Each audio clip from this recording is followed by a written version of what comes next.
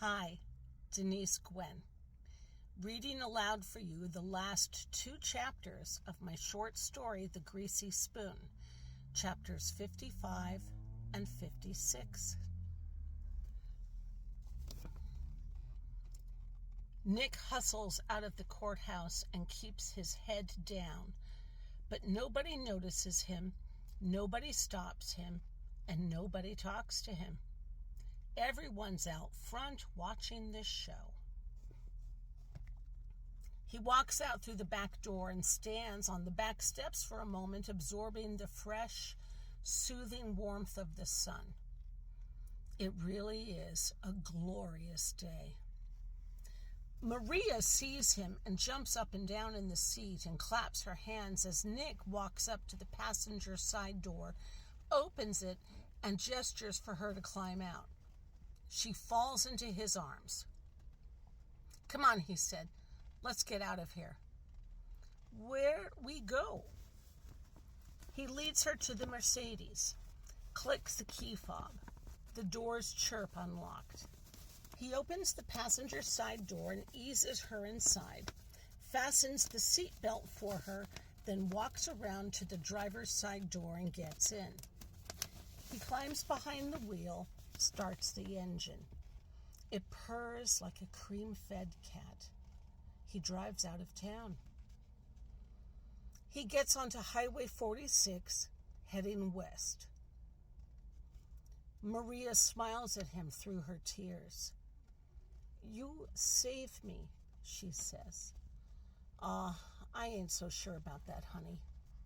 "Why?" "On account of the fact I think you saved me."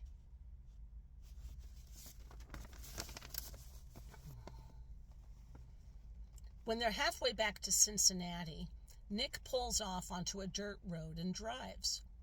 The dust plumes out behind the car and coats it in a fine dust of grit and dirt and sand. He drives until he reaches a pond. He knows of it. He's been here once before. Maria sits quietly, nervously folding and unfolding her hands. "I'm only going to be a minute," he says. "You want me to keep the air conditioning on?" "Yes, please."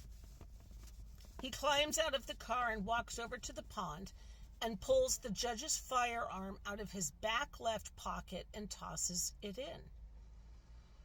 It plunks into the water with a satisfying plop and disappears into a swirl of muddy clouds. The judge's firearm is the only weapon that caused him problems if it were found on his person. He walks back over to the trunk, pops it open, pulls Junior's firearm out of his back right pocket and lays it down beside the rifles and Jeb's gun. Gets back into the car. She smiles up at him. "Did you know," he says, "that my grandmother's name was Orlovsky?" "No, I did not know this." "She was a Jew." "I see." "I've been falling, Maria. For the longest time, I've been falling." She gazes questioningly at him. "Falling?" "I'm not falling anymore, Maria."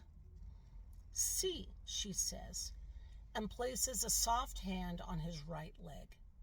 It soothes him, her touch. "Do you understand what I mean when I say I'm not falling anymore?" "See." Oh, perhaps she does, and perhaps she doesn't, but for now it's enough.